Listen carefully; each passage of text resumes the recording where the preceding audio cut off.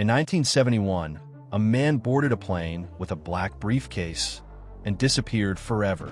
He called himself D.B. Cooper, the most mysterious man in the history of American crime. No one knew who he was. No one knew where he went. And to this day, no one has ever found a trace. A daring robbery, an impossible escape. Get ready to embark on a journey to find the ghost in the sky, where the truth is buried under the mists of time. D.B. Cooper, the hacking of a plane without a trace. Coming soon. Don't let the like button be lonely. Don't let the share button wither. And don't let the subscribe button wait for you forever. Chapter 1. The Ghost of Fate over Portland. November 24th, 1971. A cold, gray autumn afternoon over Portland, Oregon. Thick clouds drifted slowly like a gloomy curtain, preparing to welcome a heavy rain. In the humid air at Portland International Airport, hundreds of passengers were busy with their Thanksgiving holiday schedules, one of the busiest holidays of the year. No one paid any attention to the man in a dark suit, carrying an old leather briefcase. He approached the ticket counter of Northwest Orient Airlines, his appearance calm, but his eyes filled with something indescribable, as if the whole world around him was just a backdrop for the plan he was about to draw. One-way ticket to Seattle, he said curtly to the ticket agent, his voice low and cold.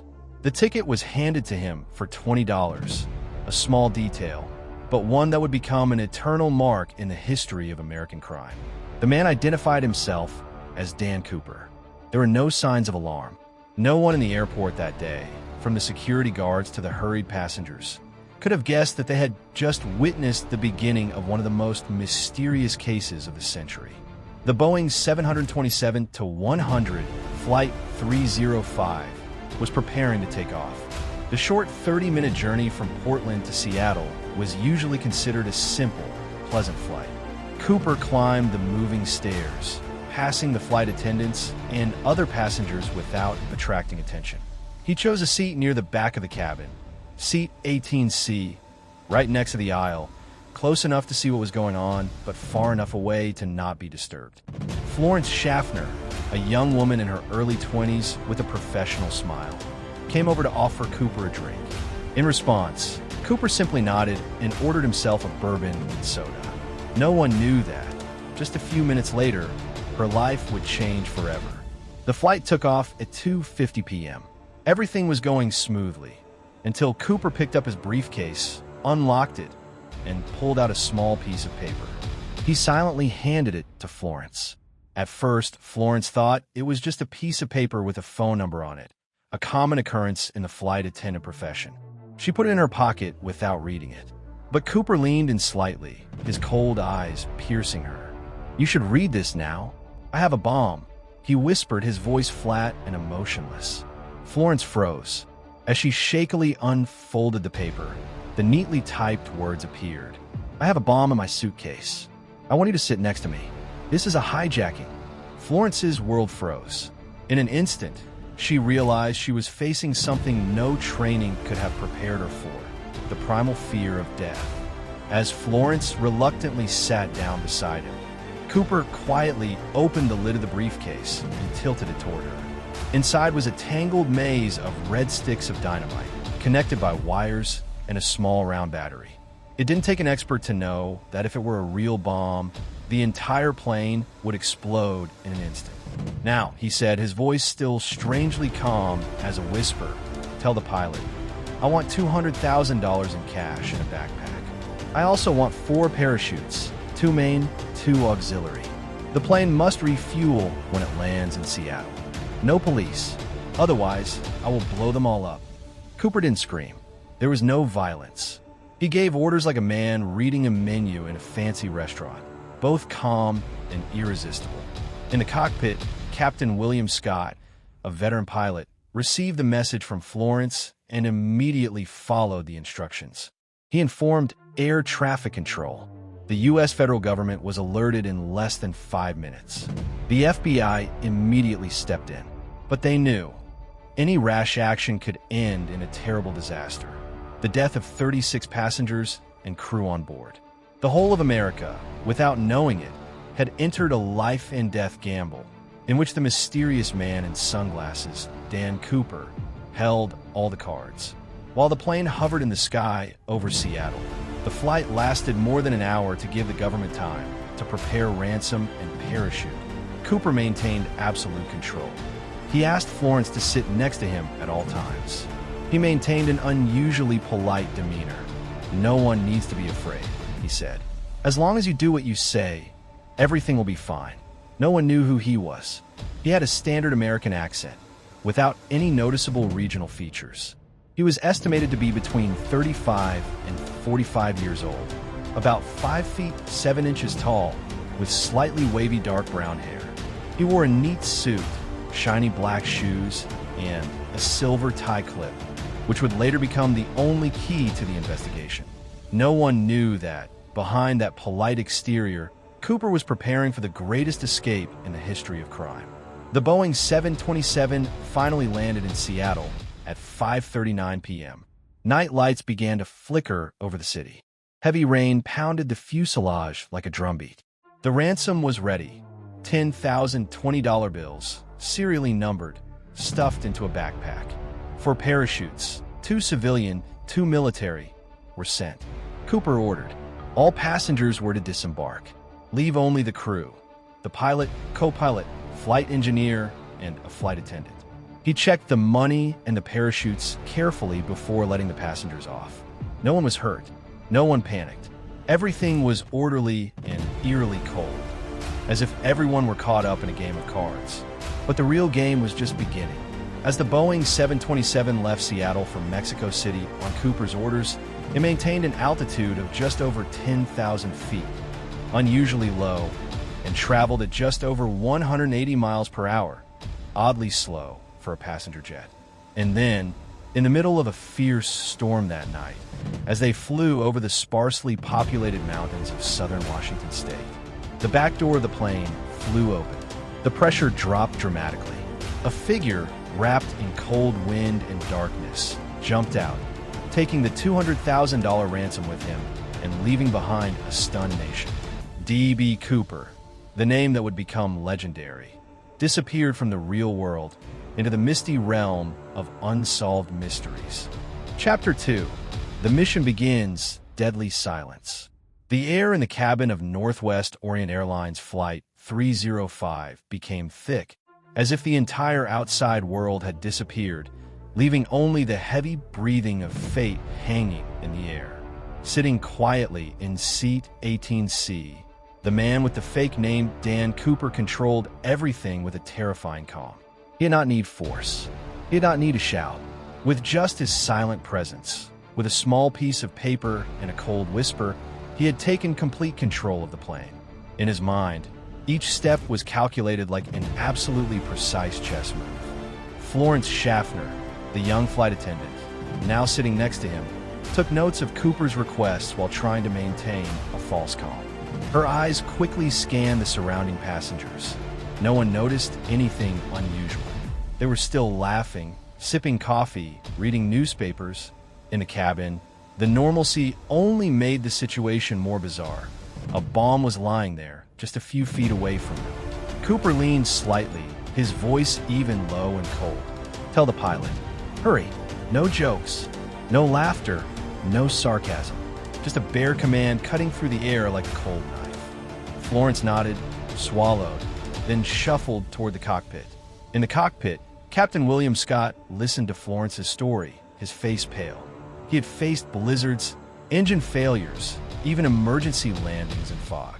But never, not once in his life, had he faced a scenario like this. A man carrying a bomb, with the fate of dozens of people hanging over his head. Scott immediately contacted Seattle Air Traffic Control, relaying his request. $200,000 in cash.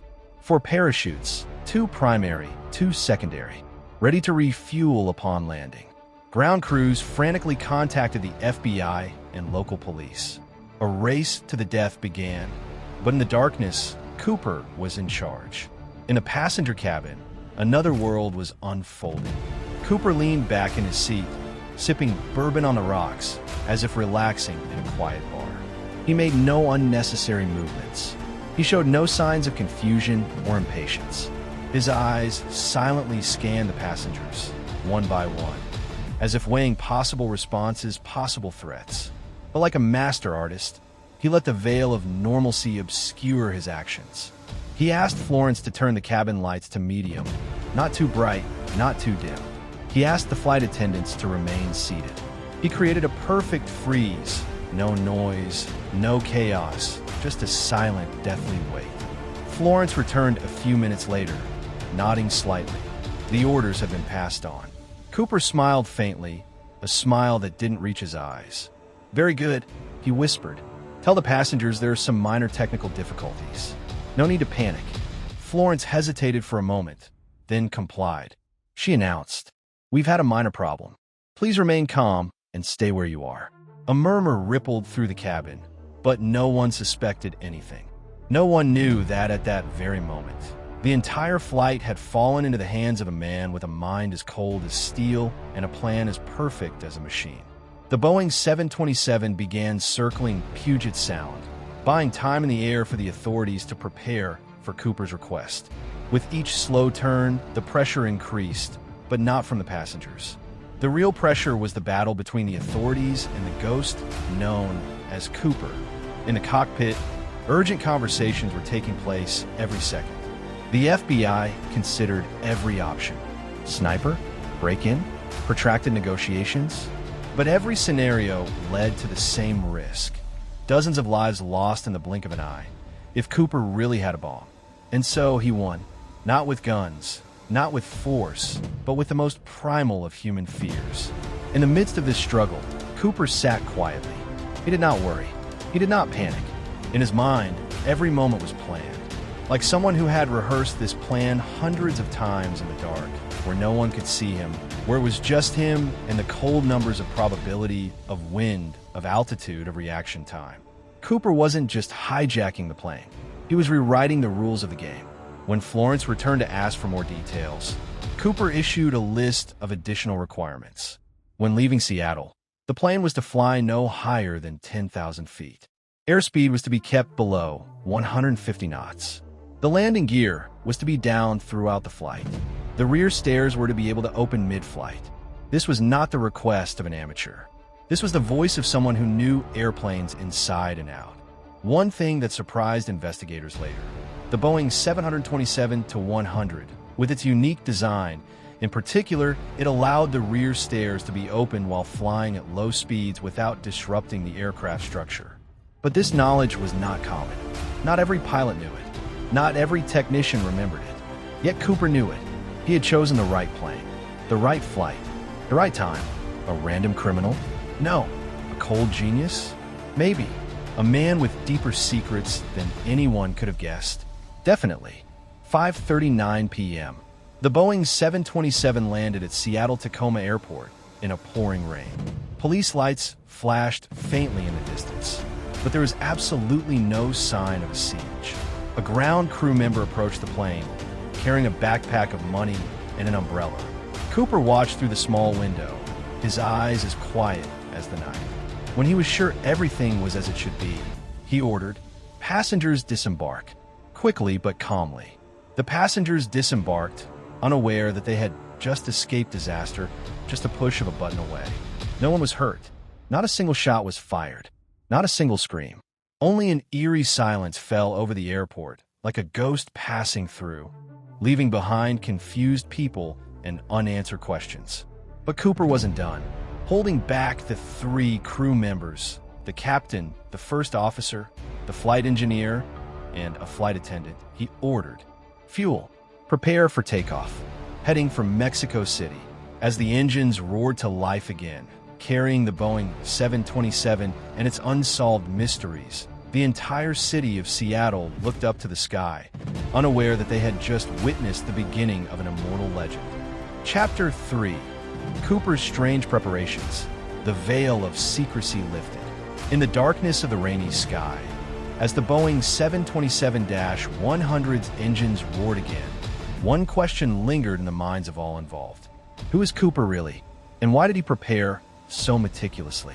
If this was a spontaneous hijacking, why was every detail so precise, as if pre-programmed. If it was a dare, why did he know things that only insiders would know? Starting with the most seemingly absurd request for parachutes. When Cooper ordered 4 parachutes to be prepared, the authorities initially thought he wanted to release the hostages. A terrifying scenario played out in their minds. If they gave him fake parachutes or interfered with them, he might force a flight attendant to jump with him, leading to disaster. So, under moral pressure and at the risk of human life, the FBI was forced to provide him with a real, fully functioning parachute. No one knew that this was exactly what Cooper wanted. He took the 4 parachutes with a thoughtful look. A military parachute, the type used by paratroopers, durable but bulky. A civilian sport parachute, lighter and more flexible. 2 small, compact spare parachutes. Cooper carefully selected the most suitable set, a civilian main parachute and a spare. He threw away the military parachute, along with the spare parachute, which was later discovered to be just a training parachute, unable to deploy. Had he chosen the wrong one? Had he not known? The jump could have ended in a horrible death. But Cooper seemed to know what he was doing. Not only did he choose the right parachute, he also carefully checked the straps, the hooks, and the recoil mechanism. Every action was smooth and quick, like someone who had lived in this world. The world of professional paratroopers or military special forces. Next came the ransom, $200,000. This amount, in 1971 terms, was equivalent to more than $1.5 million today. A large sum, but not an impossible sum to transport. Cooper even cleverly requested. The money had to be in small bills, $20 bills. It had to be in a pocket that was easy to carry. He knew that with small denominations, it would be difficult to trace. These bills were common, circulating easily in the economy. If he had asked for all $100 bills, the money would have been tightly controlled and easier to detect. And it was true. When receiving the money, Cooper calmly checked it briefly. No need to count it carefully. No worries. Just a professional glance. Then he stuffed the money into 2 duffel bags, like someone who had done this dozens of times before. And the escape plan? It required descending to 10,000 feet, keeping the speed below 150 knots, landing gear down throughout the flight. No coincidence. At low altitude and slow speed, Cooper could easily open the rear door, the aft stairs, jump out without the violent headwind tearing his body or equipment apart. With the landing gear down, the plane would fly more stably at low speeds, making parachuting possible. Even the direction of flight was not arbitrary. When he ordered the plane to head toward Mexico City, Cooper had in mind a long journey, extending the time before pursuit, flying over deserted areas, rugged mountains, avoiding large military bases that could detect and intercept him.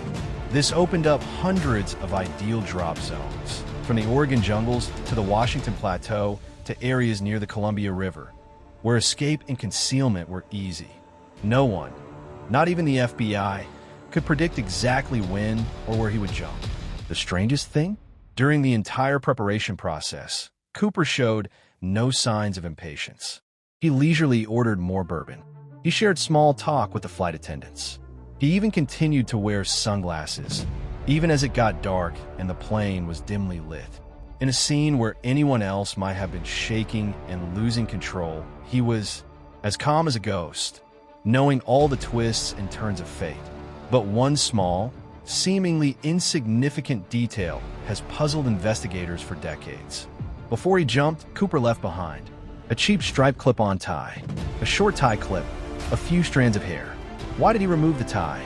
How could a man as perfect as Cooper have left behind a trace of DNA? Or was it part of the plan? A deliberate diversion? A signal to someone? No one knows. Because Cooper left nothing behind. No message. No trace. No soul. As he prepared for the final stages, Cooper called Captain Scott over. Stay on course. Stay on speed. When I open the rear door, don't interfere. His voice wasn't loud, wasn't threatening. It was a matter-of-fact command, as if the sky itself had to obey. And then, a moment later, in the inky black sky, as the rain poured down on the forest below, as the plane hovered somewhere in the deep woods of southern Washington state, A small whistle sounded in the leafy chamber eye. A signal. The rear door was open. The Boeing swung gently through the air. The captain and crew understood immediately. Cooper had left the plane, carrying $200,000 in cash, a lightweight parachute, and all the mysteries that the world will never be able to solve. Chapter 4. The Leap into Darkness. It was the night of November 24th, 1971. A cold night when the winds that blew across the American Northwest brought humidity, cold, and a suffocating silence. At 10,000 feet, the Boeing 727 trudged through the thick clouds, its signal lights flashing like lonely streaks of light in the vast sea of night. In the empty cabin at the back of the plane, Cooper stood, a dark figure, motionless. Sunglasses still covered his eyes. The parachute was tied tightly to his back. The money bag was tied with a rope around his waist, neat as a package ready to be sent to another world. The back door, the aft stairs, had been lowered, creating a dangerous escape route that opened wide into the deep. The cold wind whistled through, carrying with it a sound like screams from the abyss. Cooper stood there for a long time, not a single movement, as if listening to something from the sky. No one in the cockpit dared to turn around. The crew, as agreed, just kept straight, kept the right speed, and waited. A long, deadly silence. Then, suddenly, a sharp jerk. The Boeing lurched slightly to one side. A warning signal vibrated in the cockpit. The rear door was under unusual pressure. At that moment, the pilots understood. Cooper had jumped. But where had he jumped? And would he survive? Below, stretching for hundreds of miles, dense, deserted forests, the cold, rushing Columbia River, rocky cliffs, valleys covered in mud and early snow. The ground temperature was only about 0 degrees Celsius. Rain was still pouring down in heavy sheets. The wind was so strong that it could tear a parachute apart if deployed incorrectly. A jump in such conditions, with only a civilian parachute and with 10 kilograms of cash on board. It was more than reckless. It was suicidal. But there was something strange. Cooper seemed to know all those dangers in advance. He had chosen the right parachute. He had no tracking device, no bulky military parachute. He had accepted the jump into the dark, unnavigable, where every gust of wind could be a death sentence.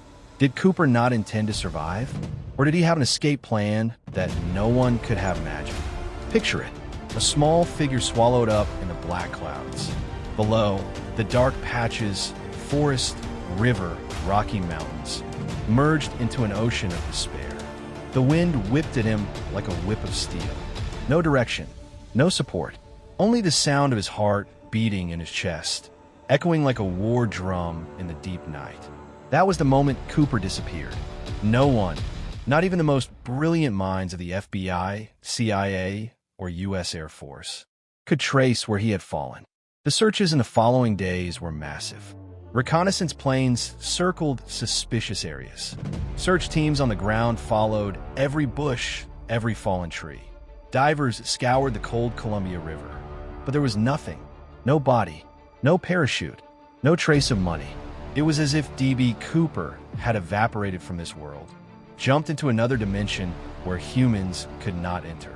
The haunting question remains. If Cooper died in the woods, his body should have been found, even if it was just a few bones. If he was alive, why was he never seen again? He could have, hidden out in small communities, changed his name, changed his face, lived a life of seclusion, or crossed the border, fled to Canada or South America, where U.S. law could not reach. Perhaps, in a moment, he let himself fall from the plane door. Cooper carried with him a secret that would last forever, a secret about his true identity and about his ultimate plan that only he knew. In the pitch black, amid the howling wind and the pouring rain, only one legend remained, a name that would forever live in America's haunting memory. D.B. Cooper. Chapter 5. The National Manhunt. The FBI enters a no-win game. When the Boeing 727 landed safely at Seattle-Tacoma Airport with no kidnappers on board, the nation was shocked. A hijacking in the open air on American soil. An escape so bizarre it seemed impossible. The FBI immediately took charge of the investigation. They named it NORJAC, short for Northwest Hijacking. And so began one of the greatest manhunts in American history. Day 1. The phones rang nonstop at every FBI office. Faxes, witness reports, files piled up. The FBI director ordered the mobilization of all task forces in the Pacific Northwest. But from the first hours, there was a sinking feeling. Cooper had disappeared completely. No one knew where he had landed. No one knew if he was alive or dead. No further claims, no communications, no gunshots. Just an eerie silence. The search plan was divided into 3 parts. Search the scene. C-130 reconnaissance planes and military helicopters scoured the forests of Washington and Oregon. Ground search teams searched areas where Cooper might have crashed, along the Lewis River, Lake Merwin, and the Washoga Mountains. Witness interviews.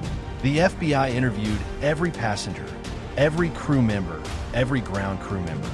They reconstructed Cooper's face based on his account, creating the first sketch.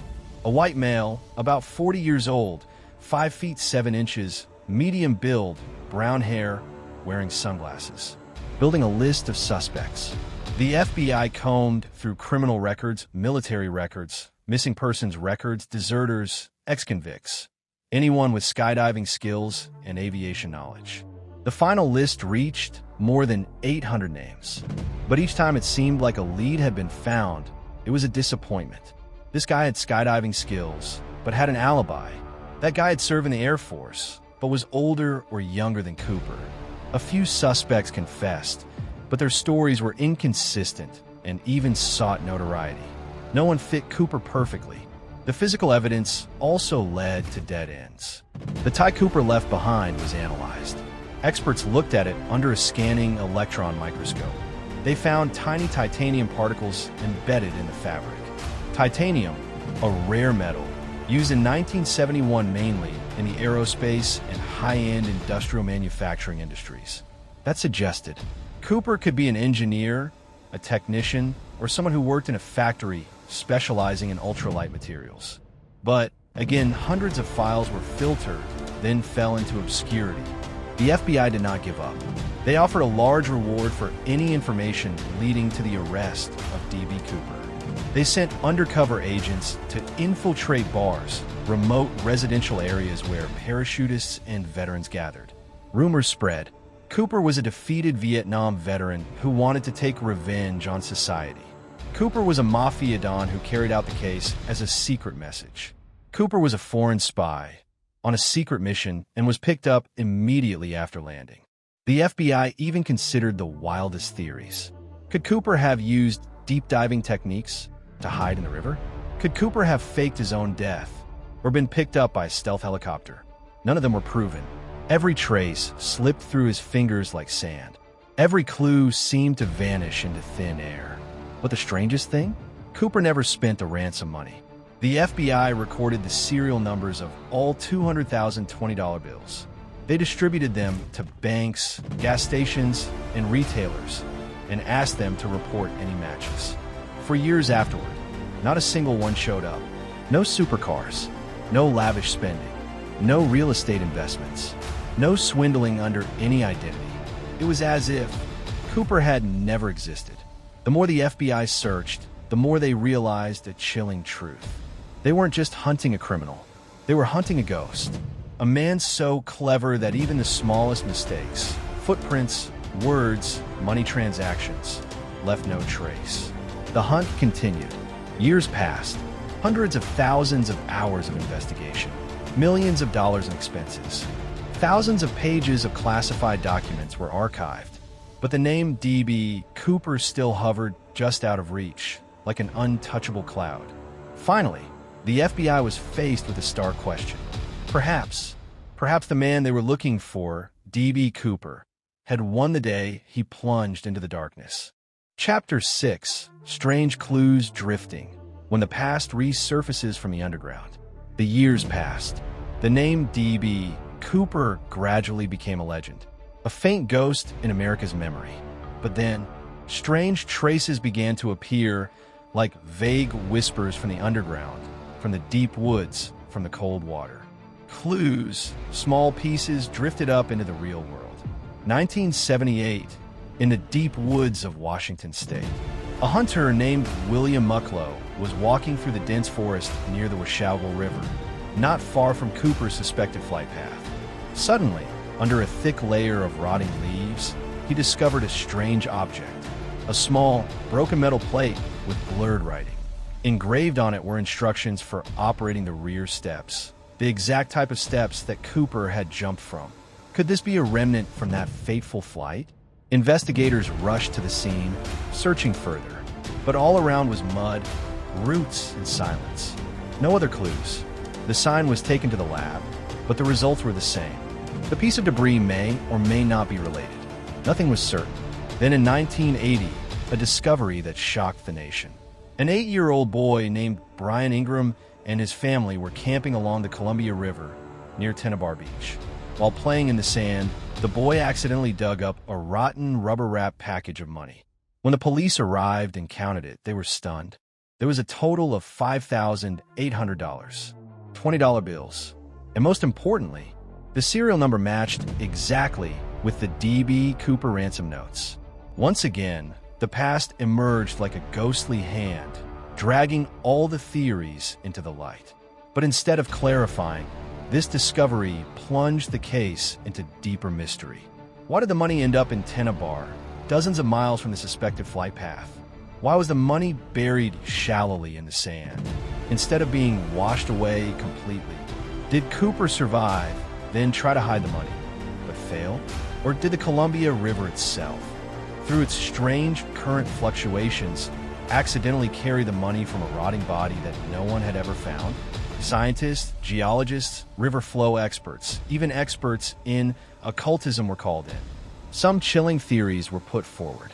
The money couldn't have just traveled upstream, so someone had deliberately buried it? Cooper could have died that night, his body sinking deep into the mud, only the money floating, slowly disintegrating. Or even more horrifying, someone other than Cooper picked up the money, hid it, and disappeared, taking the new secret with him. The Tennebar incident quickly became a collective obsession. Hundreds of people rushed to dig up the beach. Collectors frantically hunted down every piece of money, every piece of evidence. TV shows and newspapers competed to recreate the story with all kinds of creepy conspiracy theories. But Cooper, if he was still alive, remained silent. No message, no sign of his return. Only the cold waves rolled by, carrying unsolved mysteries. After the Tennebar money, the FBI dug deeper into the area around the Columbia River. They used underground metal detectors. They waded through the deadly mud. They brought cadaver dogs. The result, not a trace. It was as if the land itself had eaten Cooper into its heart, trapping every whisper in the damp darkness. In the years that followed, many people claimed to know Cooper. An old woman in Oregon claimed Cooper had rented a room in her house, leaving behind strange notes. A man in Nevada swore he had been drinking with Cooper at a local bar, listening to him tell stories of jumping out of the sky.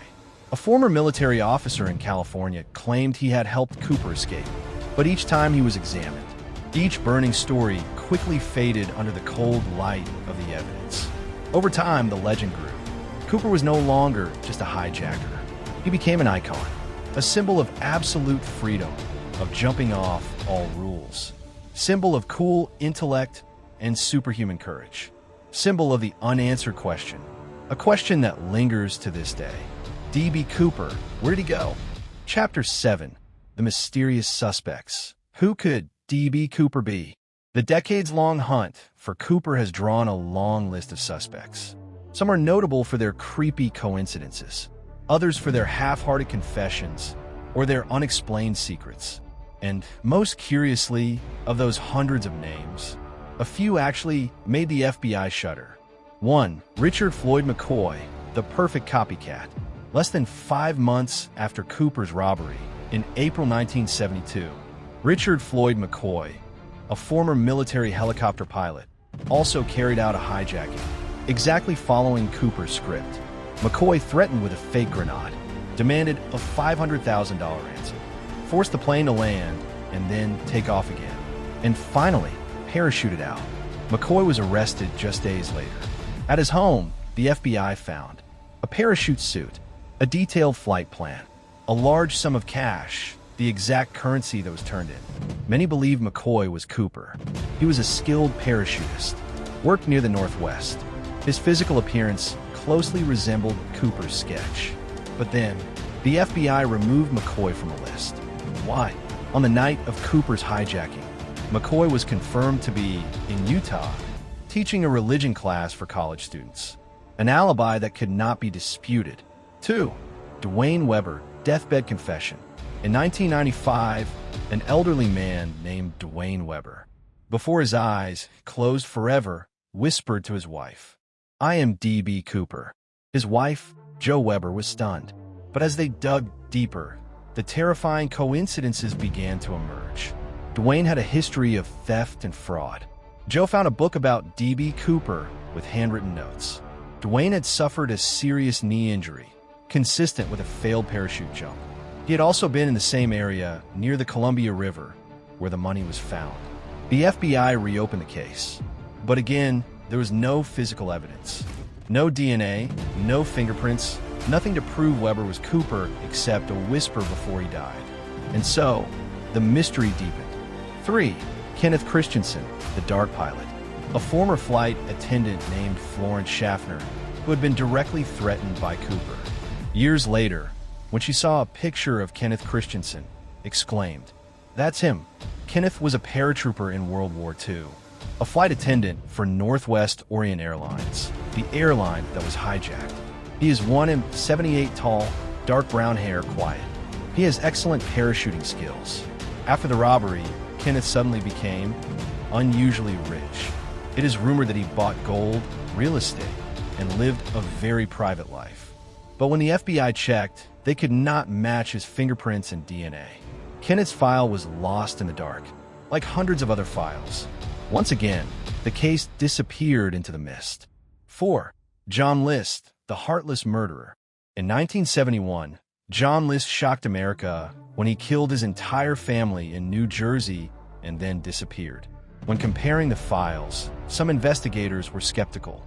List was tall, intelligent, and had a polite appearance, like Cooper.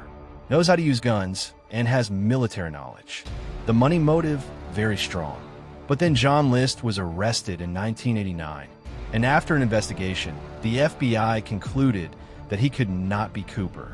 And so, another hope was extinguished. 5. Lynn Doyle Cooper, a child's memory. A woman named Marla Cooper said that, as a child, she heard her uncle, Lynn Doyle Cooper, talking about carrying off a plane hijacking. The day Cooper parachuted, Lynn came home with a head injury. Marla swore that every time the D.B. Cooper case was mentioned on television, her family became extremely tense and evasive. The FBI took a sample of Marla's DNA to compare with the evidence on Cooper's tie. The result? No match. Another dead end. Another ghost gone. And finally, the question no one dared to answer. Of all the suspects, none were fit enough for the FBI to close the case. It seemed Cooper had chosen the time, place, and manner to become an eternal mystery. Maybe he died that night. Maybe he survived and smiled as America hunted him down in vain. Or maybe he's still lurking somewhere among us. Chapter 8. The most bizarre theories. Who is Cooper in urban legends? When the truth is too far away, human imagination will create its own stories. D.B. Cooper, with his perfect disappearance without a trace, has become fertile ground for crazy conspiracy theories, chilling urban legends, and bizarre rumors that seem to come out of a nightmare. 1. Cooper is an alien.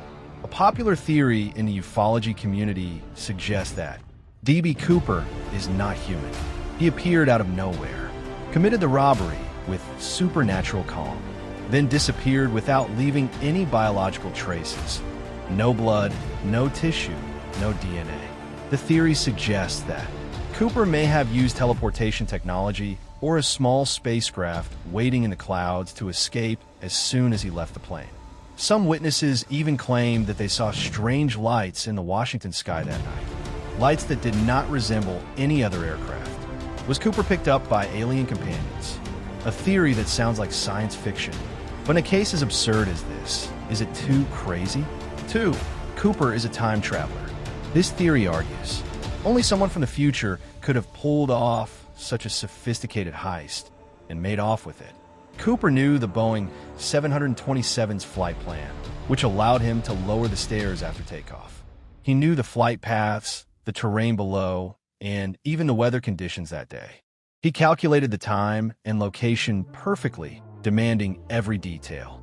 Proponents of this theory suggest that Cooper jumped off the plane at the perfect moment in time and space to pass through a quantum rift and disappear from the current timeline.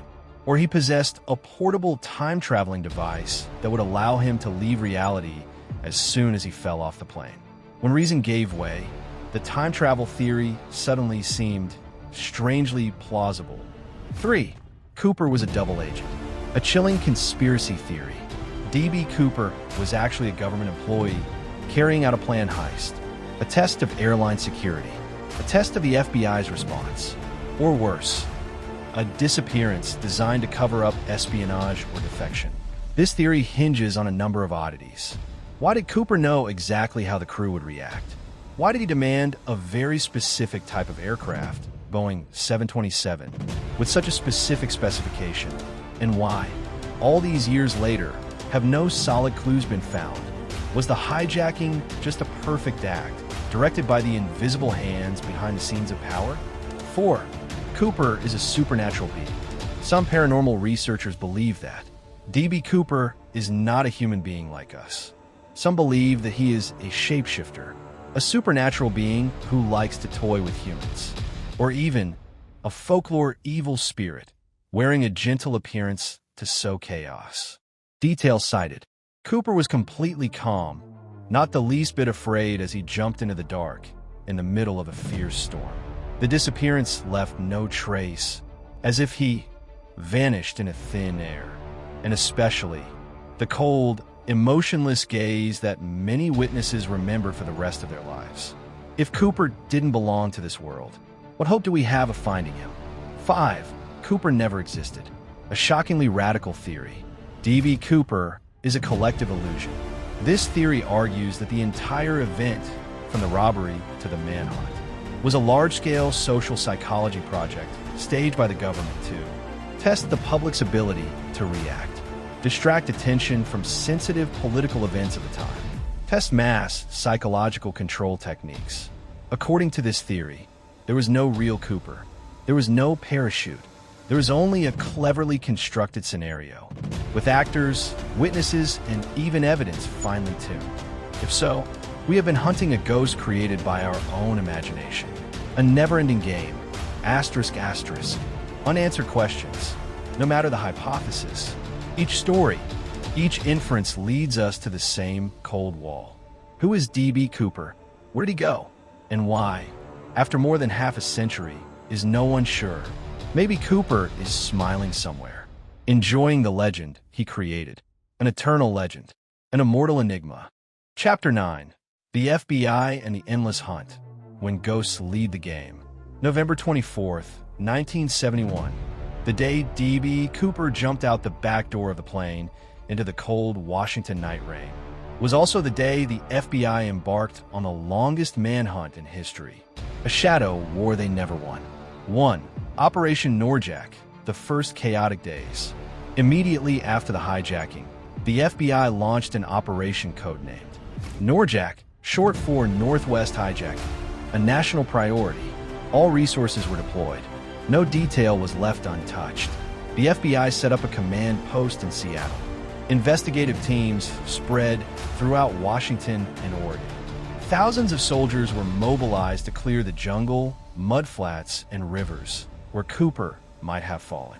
But the darkness swallowed him. No body, no umbrella, no clear trace. Only torrential rains and dense jungle like a matrix. Cooper disappeared as if he had never existed. 2. Strange rivers lost hope. One of the FBI's greatest hopes at that time was, if Cooper died when he hit the ground, the rivers would carry him out. They narrowed down the major rivers: the Lewis River, the Columbia River, the Washougal River. Every inch of water was turned over. Every log was chopped up. Every trace of mud was analyzed. The result? Nothing. No body, no evidence, no floating cash.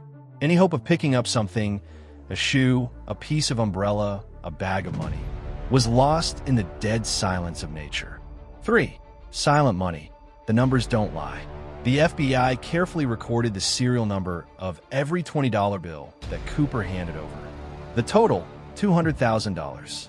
All of the bills were from a specific printing batch. They distributed the list to every bank, casino, and major store across the country. If anyone tries to spend money with a matching serial number, we'll catch them. But year after year, not a single bill showed up. No cars were bought. No houses were bought. No money was thrown into casinos.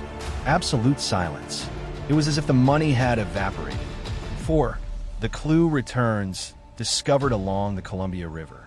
In February 1980, a surprising twist occurred. A boy named Brian Ingram, while digging in the sands of the Columbia River, found 3 packages of soggy money, a total of about $5,800. When the serial numbers were checked, the FBI confirmed it was D.B. Cooper's money. A wave of hope arose. Has Cooper died nearby? Has he buried the money and run away? But geological examination showed the packages were mixed in with old soil, following unpredictable underground water currents for many years. No further traces, no new evidence. Once again, only dust and darkness. 5. When faith begins to fade. Over the course of 30 years, the FBI interrogated more than 1,000 suspects, checking hundreds of reports, sifting through countless false confessions. They pursued every lead, even the craziest. The man claiming to be Cooper after a drunken stupor. The woman claiming to be married to Cooper. Unidentified bodies found in the woods. Each time, hope was sparked like a small flame, and then extinguished in the dark night of despair. 6. The sad retreat, closing a dark chapter. On July 8, 2016, the FBI officially announced, "We are closing the D.B. Cooper case." After 45 years of hunting, after more than $60 million in investigation costs, after countless efforts, tears, and failures, the Norjack file was sealed. D.B. Cooper officially became America's eternal unsolved case. 7. The ghosts. There were FBI agents who spent most of their lives tracking Cooper. When they retired, they left behind a simple statement: "I still believe he survived, but I will never know the truth." And so, D.B. Cooper didn't just steal $200,000. He stole a piece of America's soul, a piece of the soul that is still lost, still wondering at night, still wondering, who is he? Where is he? And why can't we find him? Chapter 10. The Legacy of a Ghost, D.B. Cooper in Popular Culture. Only legends that transcend time can disappear and live forever. 1. A legend from the dark. After 45 years without any trace, after countless endless hypotheses, D.B. Cooper disappeared into the silence of history.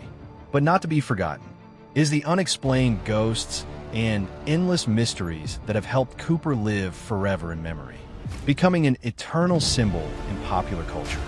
From movies, comics, to music, Cooper has become the inspiration for countless mysterious, thrilling works, and sometimes somewhat ghostly stories. 2. Cooper in movies, timeless works. Cooper has become an indispensable symbol in movies about robbery, adventure, and thrilling cases. These films not only recreate the dramatic hijacking event, but also continue to exploit the legend of his disappearance. One of the most prominent films is The Pursuit of D.B. Cooper, 1981, a comedy thriller in which the main character is a hijacker based on Cooper. The film not only depicts the hijackings, but also highlights Cooper's opacity and elusiveness, making him a humorous and mysterious icon. However, not all films treat Cooper as a common criminal. In The Mystery of D.B. Cooper, 2016, a documentary, Cooper's disappearance is explored through a serious and mystical lens. with many theories surrounding Cooper's life after the parachute jump. These documentaries continue to nurture the belief that D.B. Cooper is not only a criminal, but also an eternal symbol of mystery. 3. Cooper in comics, Whispers in the Night.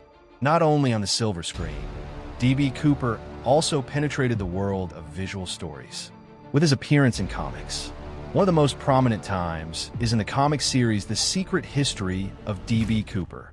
In it, Cooper is not only a robber, but also a character with supernatural powers. He is described as a mysterious person, capable of changing time and space, crossing realities, like a ghost that can never be captured. The image of Cooper in these works is not simply a robber, but a symbol of going beyond the rules, a person who breaks both space and time. He gives the feeling that he can never be caught and carries within him an untold story. 4. Music. Cooper lives quietly in songs. The mystery of D.B. Cooper is not only in movies or comics, but also resonates in music. Songs about Cooper are not simply a glorification of the criminal, but a way for artists to portray the mystery he brings. In the album D.B. Cooper by the band The Black Keys, Cooper is portrayed as a romantic and elusive character. Many songs on this album use Cooper's image to talk about absolute freedom and escape from society, where no one can track or control. 5. Cooper in urban culture, the ghost that never dies. The image of D.B. Cooper has become a part of urban culture, a part of the stories that people tell each other for generation to generation. He is a symbol of endurance in silence, a legend that everyone can interpret in their own way. His stories not only exist in works of art, but also become part of ghost stories, where each person finds an answer, a speculation of their own, in the dead of night, when the space is quiet and everything is vague. From movies, comics to music, D.B. Cooper has become an indispensable part of the cultural journey of the modern world. He is an immortal icon, not a mere criminal, but a mysterious figure that the world cannot give up. Chapter 11. New Theories and the Relentless Hunt. Is Cooper alive or dead? 1. The new storm. Technology has changed the hunt. D.B. Cooper has become one of the unforgettable legends of the 20th century. Although the FBI closed the case and declared the end of the investigation in 2016, no one can stop speculating about his survival. With the great advancement of technology, especially in areas such as DNA analysis, satellite surveillance systems, and artificial intelligence, the hunt for D.B. Cooper has been constantly restarted in recent years. It can be said that Cooper has never left the minds of the American people and is still a hot topic in online forums, articles, and even in discussions at criminology conferences. 2. The survivor hypothesis. One of the biggest theories still being discussed in the research community is that Cooper could have survived the jump. Let's look at the following theories. A. The perfect escape. The weather conditions on the night of November 24th, 1971, may not have been completely against him. Despite the strong winds and rain, Cooper chose the right time to jump, when the plane was at a low altitude and the ground below was not too rough. These signs have led many to believe that Cooper may have been well trained in parachuting and navigating in extreme weather conditions. Parachute experts believe that if he had landed in a dense forest, he could have survived long enough to elude the police and Secret Service. B. Existing in a cloud that blurs the world.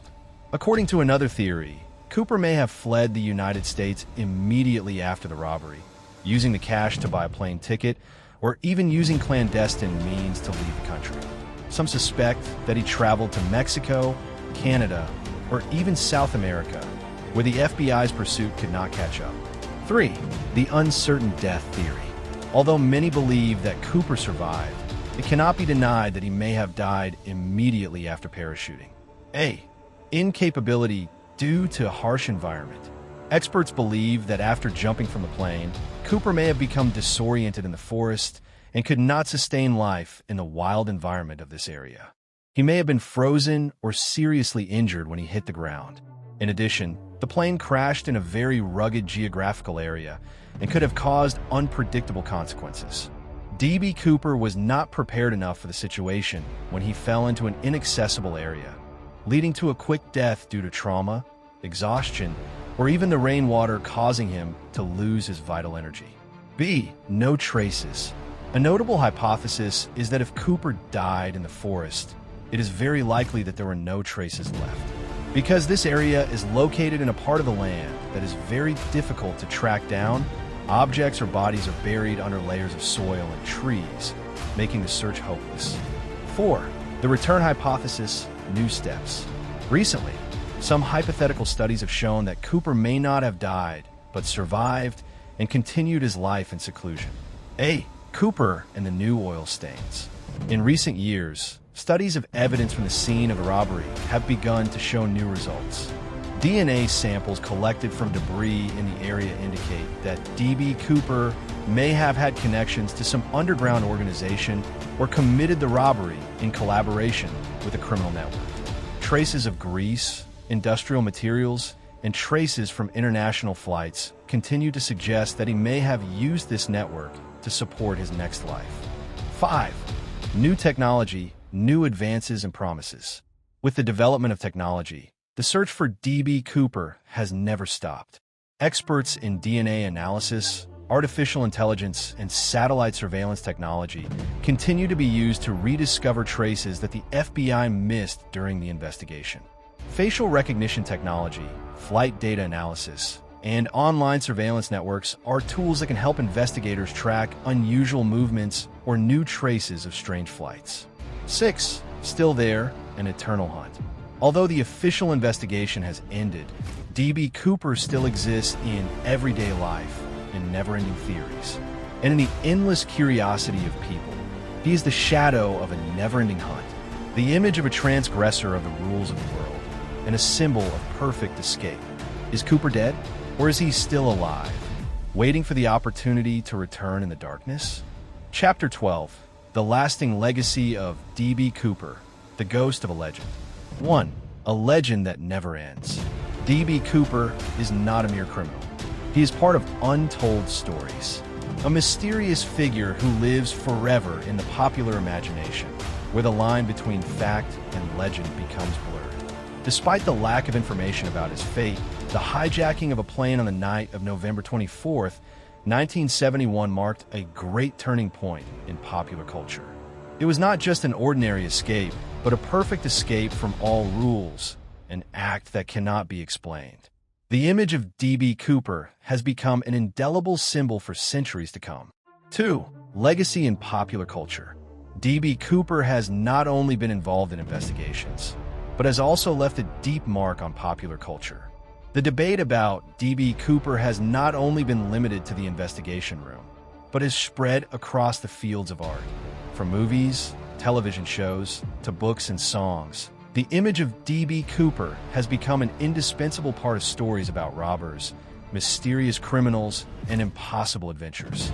As in the song Cooper by the Black Keys, or in the documentaries about the robbery.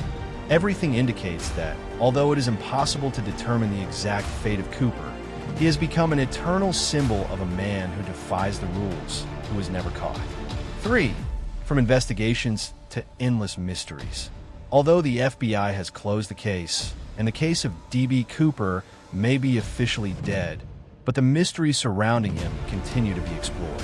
From new research, interesting theories, to endless investigations, people keep asking, is Cooper dead or still living under another name? With the development of modern technology, investigators and enthusiasts continue to explore clues, analyze new evidence, and remaining physical evidence, hoping to find answers to this legend.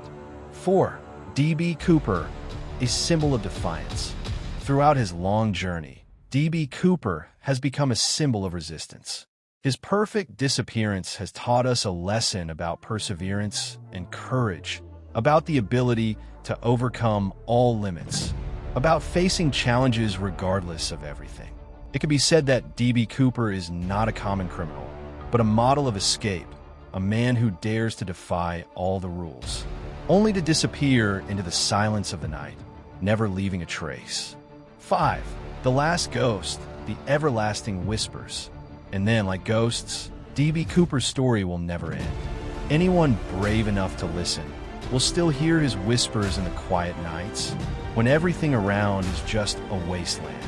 D.B. Cooper will forever exist as an inseparable part of the legend, an icon that will never disappear, cannot be erased. 6. The end is the beginning. Like all other legends, D.B. Cooper will always live on in us. Not because of his actions, but because of the mystery that has no explanation. Every question, every hypothesis, only makes his story expand endlessly. This journey may end here, but D.B. Cooper continues to live in the hearts of people. A symbol of escape, an elusive shadow, an immortal legend.